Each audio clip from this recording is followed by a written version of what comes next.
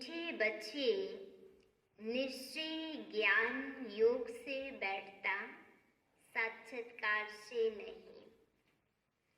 साक्षात्कार की ड्रामा में नोद है, बाकी उससे किसी का कल्याण नहीं होता। आज बाबाले सारमा भन्नुभयो, हामीमा निश्चय ज्ञान र योगको आधारले हुने हो, साक्षात्कार भएर हुँदैन। र साक्षात्कार कुनै कुनै आत्मालाई हुन्छ त बाबाले भन्नुहुन्छ त्यो ड्रामामा छ त त्यो आत्मालाई साक्षात्कार भयो। बाँकी साक्षात्कार हुँदैमा विकर्म विनाश हुने, साक्षात्कार भएर कसैको उद्धार हुने, कल्याण हुने होइन। त्यो हुनाले हाम्रो मनमा साक्षात्कारको आश राख्नु छैन। प्रश्नमा छ, बाप कौन सी ताकत नहीं दिखाते, लेकिन बाप के पास जादूगरी अवश्य है। उत्तरमा, मनुष्य समझते हैं भगवान ताकतमंद है, वह मरे हुए को भी जिंदा कर सकते हैं, परंतु बाबा कहते यह ताकत में नहीं दिखाता। बाकी कोई नौधा भक्ति करते हैं तो उन्हें साक्षात्कार करा देता। यह भी ड्रामा में नूर है, साक्षात्कार कराने की जादूगरी बाप के पास है। इसलिए कई बच्चों को घर बैठे भी ब्रह्मा व श्री कृष्ण का साक्षात्कार हो जाता है। आज बाबाले प्रश्नमा सोध्नुभएको थियो कि बाबामा कुन चाहिँ ताकत बाबाले देखाउनु हुँदैन, तर बाबाको पास त्यो शक्ति छ। त बाबाले उत्तरमा भन्नुभयो कि भगवानलाई शक्तिशाली या ताकतमन्द भनेर भनिन्छ। त बाबाले भन्नुहुन्छ कि जसले एकदम नौधा भक्ति गर्छ त त्यो भक्तिको फल शिव बाबाले उसलाई साक्षात्कार गराइदिनुहुन्छ। त्यो पनि बाबाले भन्नुहुन्छ ड्रामा अनुसार।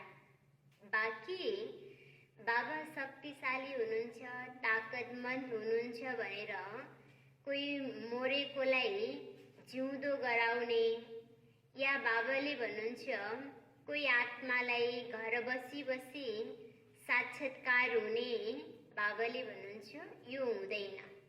ड्रामा अनुसार कोही कोहीलाई भइ पनि हाल्छ साक्षात्कार, बाँकी शक्ति भएर त्यो शक्तिको आधारले भगवानले साक्षात्कार गराउने, यो चाहिँ बाबाले भन्नुहुन्छ होइन भनेर भन्नुहुन्छ।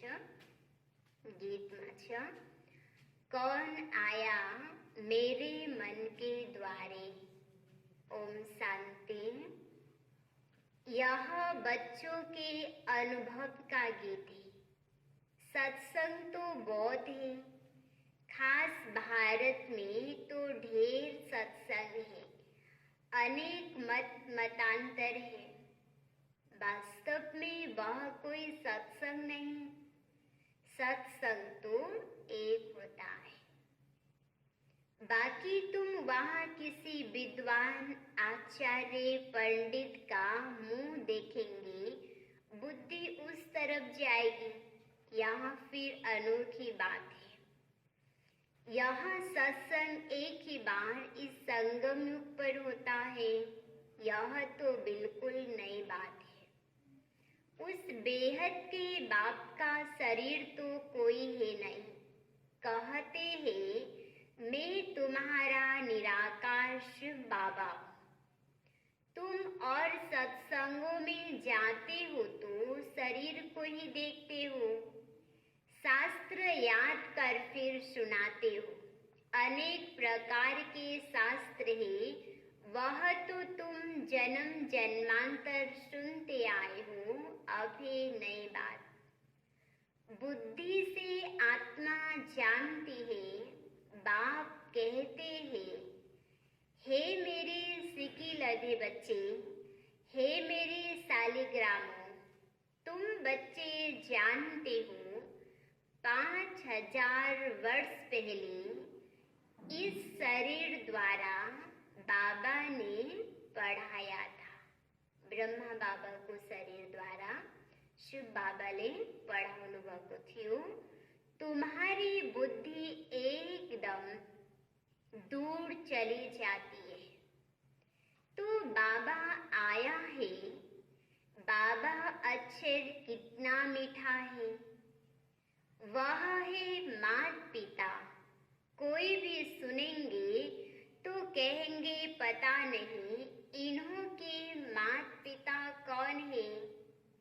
बरोबर वह साक्षात्कार कराते हैं तो उसमें भी वह मुझते। कभी ब्रह्मा को कभी कृष्ण को देख लेते हैं तो विचार करते रहते कि यह क्या है। ब्रह्मा का भी बहुतों को घर बैठे साक्षात्कार होता है। अब ब्रह्मा की तो कभी कोई पूजा करते नहीं, कृष्ण आदि की तो करते हैं। ब्रह्मा को तो कोई जानते भी नहीं होंगे। प्रजापिता ब्रह्मा तो अब आया है। यह है प्रजापिता। बाप बैठ समझाते कि सारी दुनिया पतित है तो जरूर यह भी बहुत जन्मों के अंत में पतित ठहरे। कोई भी पावन नहीं है, इसलिए कुंभ के मेले पर हरिद्वार गंगा सागर में मेले पर जाते समझते हैं स्नान करने से पावन बन जाएंगे। लेकिन यह नदियाँ कोई पतित पावन थोड़ी हो सकती। नदियाँ तो निकलती है सागर से। वास्तव में तुम हो ज्ञान गंगाएं, महत्व तुम्हारा है। तुम ज्ञान गंगाएं जहाँ तक निकलती हो वे लोग फिर दिखलाते हैं। तीर मारा और गंगा निकली। तीर मारने की तो बात नहीं। यह ज्ञान गंगाएं देश देशांतर जाती है। शिव बाबा कहते, मैं ड्रामा के बंधन में बंधा हुआ, सभी का पाठ निश्चित किया हुआ है, मेरा भी पाठ निश्चित है। हरेक कल्प को संगम युगमाओने हरेक आत्मालाई ज्ञानको द्वारा पावन बनाउने बाबाले भन्नुहुन्छ यो पाठ बाबाको के छ त एकदम निश्चित छ। कोई समझते भगवान तो बहुत ताकतवर है, मरे हुए को भी जिंदा कर सकते। यह सभी गोपडे मरेकोलाई जिउँदो गराउने बाबाले भन्नुहुन्छ होइन। किन? भगवानले नियमको विपरीत कर्म त गर्नु हुँदैन। जन्मेपछि मृत्यु, मृत्युको बाद जन्म, यो त एउटा सृष्टिको नियम नै हो। त्यसकारण बाबाले भन्नुहुन्छ यो चलि नै राख्छ। मरेकोलाई जिउँदो गराउने बाबाले भन्नुहुन्छ यो मेरो कर्तव्य होइन। मैं आता हूँ पढ़ाने के लिए, बाकी ताकत क्या दिखाएंगे, साक्षात्कार की भी जादूगरी। नौधा भक्ति करते हैं तो मैं साक्षात्कार कराता हूँ। जैसे काली का रूप दिखाते हैं, उन पर फिर तेल चढ़ाते हैं। अब ऐसी काली तो है नहीं, परंतु काली की नौधा भक्ति बहुत करते हैं। वास्तव में काली तो जगदम्बा है, काली का ऐसा रूप तो नहीं, परंतु नौधा भक्ति करने से बाबा भावना का भाड़ा दे देते हैं। काम चिता पर बैठने से काले बने, अब ज्ञान चिता पर बैठने से गोरे बन जाते हैं। जो काली अब जगदम्बा बनी, वह साक्षात्कार कैसे कराएगी? वह तो अभी बहुत जन्मों के अंत के भी अंत वाले जन्म में है। देवताएं तो अभी है नहीं, तो वह क्या साक्षात्कार कराएंगे? बाप समझाते हैं, यह साक्षात्कार की चाबी मेरे हाथ में है। अल्प काल के लिए भावना पूरी करने के लिए साक्षात्कार करा देता हूँ, परंतु वह कोई मेरे से मिल नहीं सकते हैं। भगवान से तो मिलने को लागे बाबाले बनू छ, पावन बनू छ। साक्षात्कार को द्वारा के समय को लागे भावना को रिटर्न तो प्राप्त हुन्छ, तर बाबाले भन्नुहुन्छ आत्मा पावन तो बन्दैन। त्यो हुनाले साक्षात्कार हुँदैमै परमात्मा प्राप्ति, परमात्मासित मिल्ने बाटो चाहिँ खुलेको हुँदैन भनेर भन्नुहुन्छ। मेरे से कोई मिल न सके, मिसाल एक काली का देते। इस रीति बहुत है हनुमान, गणेश आदि। भल सिख लोग भी गुरु नानक की बौद्ध भक्ति करें तो उन्हें भी साक्षात्कार हो जाएगा, परंतु वह तो नीचे ही आते। बाबा बच्चों को दिखाते हैं, देखो यह गुरु नानक की भक्ति कर रहे हैं, साक्षात्कार फिर भी मैं कराता हूँ, वह कैसे साक्षात्कार कराएंगे? संसार में चाहे देवात्मालय मानो चाहे धर्म पितालय मानो, हरेक को भावना अनुसार साक्षात्कार हुन्छ, तर साक्षात्कार गराउने वाला को हुनुहुन्छ?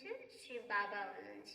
किन बाबाले भन्नुहुन्छ आज धर्म पिताको आत्मा पनि देवात्माको आत्मा पनि यो सृष्टिमा शरीर धारण गरेर नाटक बजाइरहेको छ, खेल खेलिरहेको छ भनेपछि साक्षात्कार गराउने वाला, भावना को भाड़ा देने वाला को हुनुहुन्छ? शिव बाबा हुनुहुन्छ। वो कैसे साक्षात्कार कराएंगे? उनके पास साक्षात्कार कराने की चाबी नहीं है। यह बाबा कहते हैं, मुझे विनाश स्थापना का साक्षात्कार भी उस बाबा ने कराया, परंतु साक्षात्कार से कोई कभी कल्याण नहीं होता है। तो यो ब्रह्मा बाबाले भन्नुभयो। भले ब्रह्मा बाबालाई पनि स्थापनाको विनाशको साक्षात्कार भयो, त बाबाले भन्नुहुन्छ मलाई पनि साक्षात्कार गराउने वाला शिव बाबा हुनुहुन्थ्यो भनेर यो ब्रह्मा बाबाले भन्नुभयो। त ब्रह्मा बाबाले यो पनि भन्नुभयो, साक्षात्कार गराए पनि त्यसबाट फाइदा त छैन, मलाई पनि त्यो स्थानमा पुग्नको लागि पुरुषार्थ त गर्न पर्यो भनेर भन्नुहुन्छ। त त्यस्तै हामीले पनि के गर्नु छ? पढाइ पढ्नु छ, ईश्वरीय नियम मर्यादामा चल्छौँ त बाबाले भन्नुहुन्छ हाम्रो पनि उन्नति हुन्छ, हामीलाई पनि प्राप्ति हुन्छ, बाकी साक्षात्कार भएर हुने होइन। अब देखो, ऐसे तो बहुतों को साक्षात्कार होते थे, आज वह नहीं। बहुत बच्चे कहते हैं हमको जब साक्षात्कार हो तो निश्चय बैठे, परंतु निश्चय साक्षात्कार से नहीं हो सकता है। निश्चय समर्पण भाव बाबाले भन्नुहुन्छ ज्ञान योग द्वारा नै हुने। जति ज्ञानको चिन्तन हुन्छ, योगमा हामी रहन्छौँ, त्यति जीवनमा बाबाले भन्नुहुन्छ धारणामा पनि हामी परिपक्व बन्दै जान्छौँ। त त्यो धारणाले नै हाम्रो जीवनमा के हुन्छ?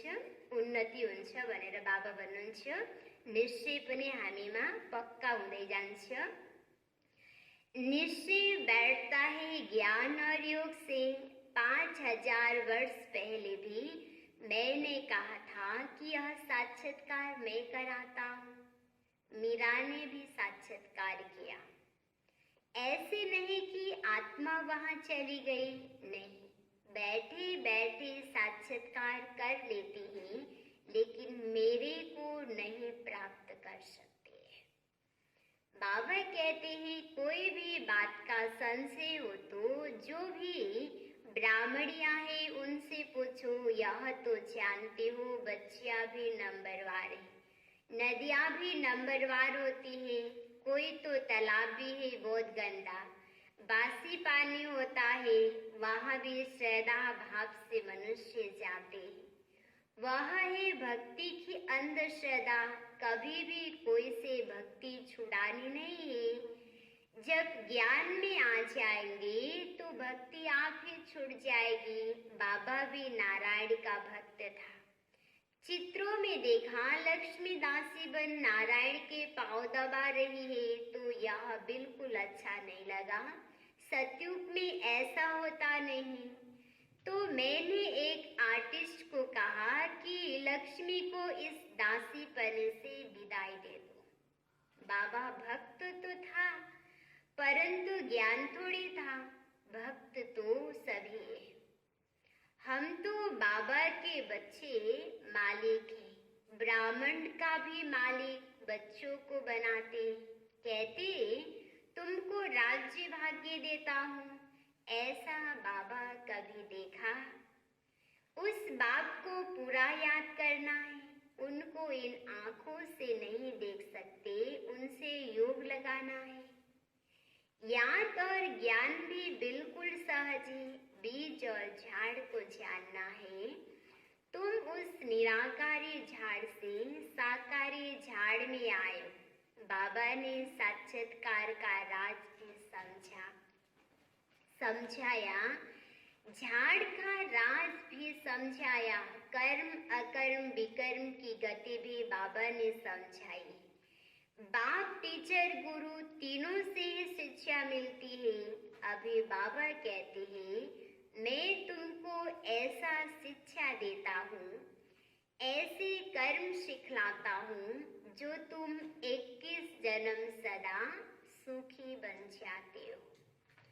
टीचर शिक्षा देते हैं ना, गुरु लोग भी पवित्रता की शिक्षा देते अथवा कथाएं सुनाते, परंतु धारणा बिल्कुल नहीं होती है। यहाँ तो बाप कहते अंतमति सुगति होगी। मनुष्य जब मरते हैं तो भी कहते हैं राम राम कहो, तो बुद्धि उस तरफ चली जाती है। अभी बाप कहते हैं तुम्हारा साकार से योग छूटा, अब मैं तुमको बहुत अच्छे कर्म सिखलाता हूँ। श्री कृष्ण का चित्र देखो, पुरानी दुनिया को लात मारते और नई दुनिया में आते हैं। तुम भी पुरानी दुनिया को लात मार नई दुनिया में जाते हो, तो तुम्हारी नरक के तरफ है लात और स्वर्ग के तरफ है मुंह। शमशान में भी अंदर जब घुसते हैं तो मुर्दे का मुंह उस तरफ कर लेते हैं, लात पिछाड़ी तरफ कर देते हैं। तो यह चित्र भी ऐसा ही बनाया है।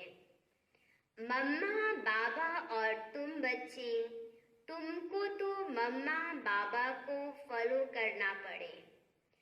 जो उनकी गद्दी पर बैठो, राजा के बच्चे प्रिंस प्रिंसेस कहलाते हैं ना, तुम जानते हो। हम भविष्य में प्रिंस प्रिंसेस बनते हैं। ऐसा कोई बाप टीचर गुरु होगा जो तुमको ऐसे कर्म सिखलाए, तुम सदा के लिए सुखी बनते हो। यह शिव बाबा का वर है, वह आशीर्वाद करते हैं, यह नहीं। हमारे ऊपर उनकी कृपा है। सिर्फ कहने से कुछ नहीं होगा, तुमको सीखना होता है। सिर्फ आशीर्वाद से तुम नहीं बन जाएंगे, उसके मत पर चलना है। ज्ञान और योग की धारणा करनी है। बाबाले वर्णन छे कि श्रीपु आशीर्वाद ले मात्र केवुं देना, रामरो होश बनेरो उने रामरो होने वाला हरेक लिखी करना पड़े, कर्म करना पड़े। इससे बाबा बाबाले भन्नुहुन्छ कि मैले तिमीलाई शिक्षा दिएको छु, ज्ञान दिएको छु, रास्ता बताएको छु, त्यसमा तिमी चल।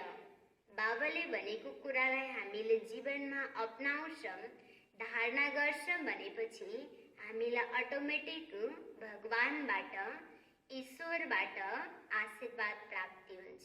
सो त हाम्रो उन्नति, कल्याण भइरहेको हुन्छ धारणाले गर्दा नै। बाप समझाते हैं कि मुख से राम राम कहना भी आवाज हो जाता है। तुमको तो वाणी से परे जाना है, चुप रहना है। खेल भी बहुत अच्छे अच्छे निकलते हैं। अनपढ़े को बुद्धू कहा जाता है। बाबा कहते हैं कि अब सभी को भूलकर तुम बिल्कुल बुद्धू बन जाओ। मैं जो तुमको मत देता हूँ उस पर चलो। परम धाम में तुम सभी आत्माएं बिना शरीर के रहती हो, फिर यहाँ आकर शरीर लेते हो। तब जीव आत्मा कहा जाता है। आत्मा कहती है मैं एक शरीर हूँ। तो बाप कहते मैं तुमको फर्स्ट क्लास कर्म सिखलाता हूँ। टीचर पढ़ाते इसमें ताकत की क्या बात है, साक्षात्कार कराते। इसको जादूगरी कहा जाता है। मनुष्य से देवता बनना ऐसे जादूगरी कोई कर न सके। बाप सौदागर भी है, पुराने लेकर नया देते। जति पनि विकार विकृतिहरू छ बाबाले लिनुहुन्छ, त्यसको रिटर्नमा बाबाले गुण दिनुहुन्छ, स्वर्गको बादशाही दिनुहुन्छ। इनको पुराना लोहे का बर्तन कहा जाता है। इनका कोई भी मूल्य नहीं। बाबाले हाम्रो जीवनलाई ज्ञान र गुणको द्वारा मूल्यवान बनाउनुहुन्छ। ज्ञान र गुणले श्रृंगार गर्नुहुन्छ। आजकल देखो तामा के भी पैसे नहीं बनते, वहां तो सोने के सिक्के होते। नया दुनियामा वंडर है ना, क्या से क्या हो गया है। बाप कहते हैं मैं तुमको नंबर 1 कर्म सिखलाता हूँ, मन मना भव हो जाओ। फिर ये पढ़ाई जिससे स्वर्ग का प्रिंस बनेंगे। अभी देवता धर्म जो प्राय लोप हो गया है वह फिर से स्थापन होता है। मनुष्य तुम्हारी नई बातें सुनकर वंडर खाते हैं। कहते हैं कि स्त्री पुरुष दोनों ही इकट्ठे रह पवित्र रह सकते। यह कैसे हो सकता। बाबा तो कहते भले इकट्ठे रहो, नहीं तो मालूम कैसे पड़े बीच में ज्ञान तलवार रखनी।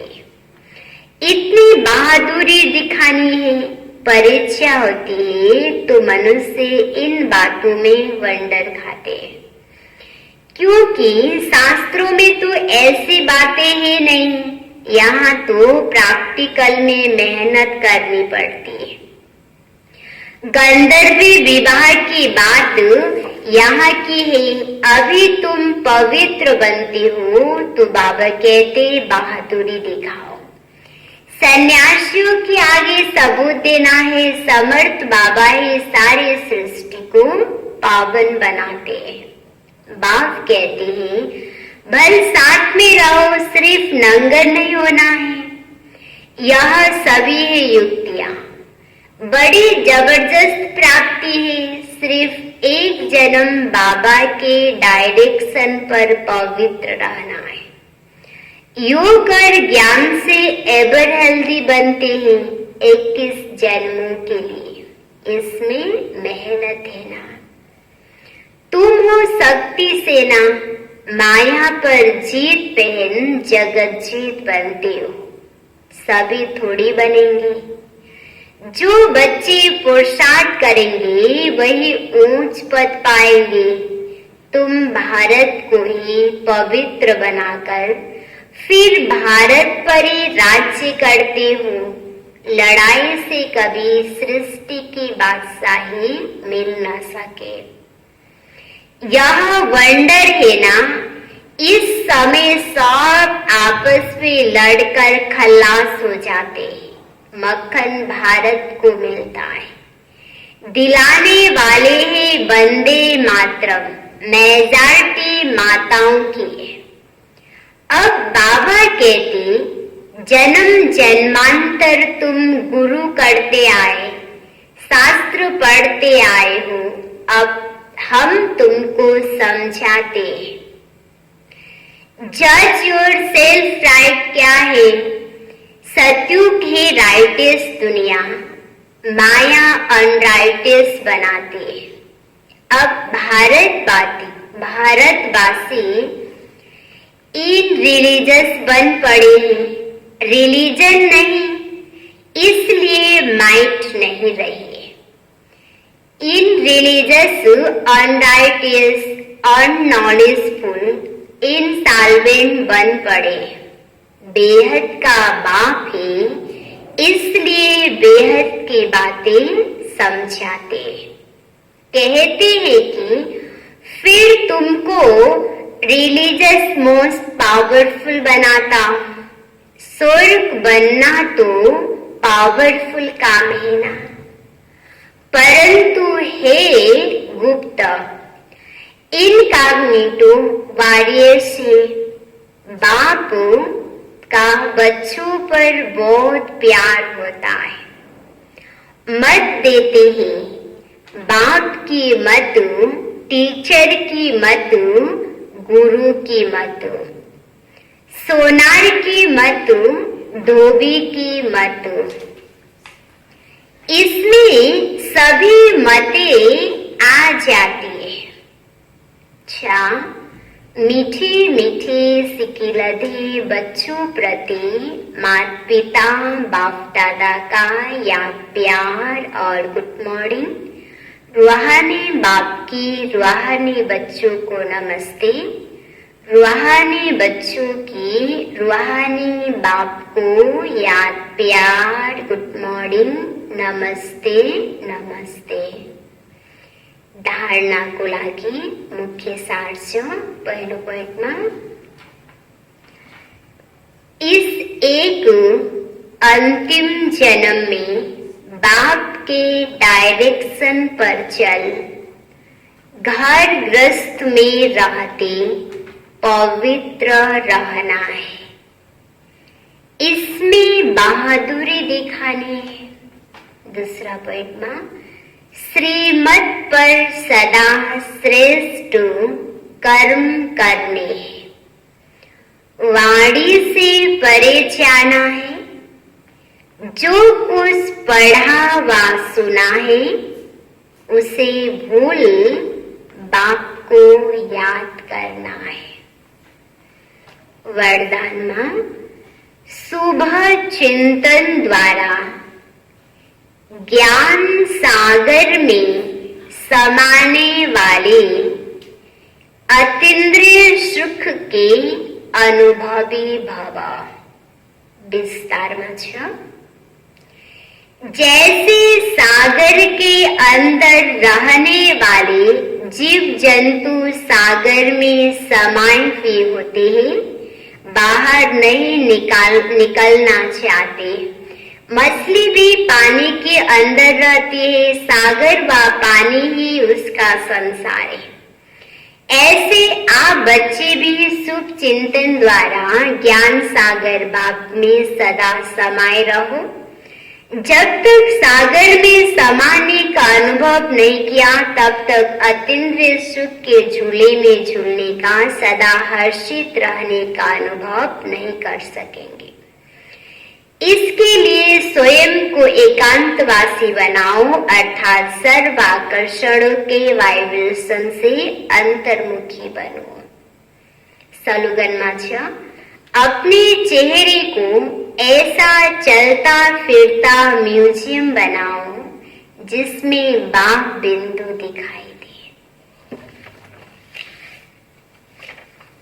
मुरली को सार में, मीठी बच्ची निश्चय ज्ञान योग से बैठता, साक्षात्कार से नहीं।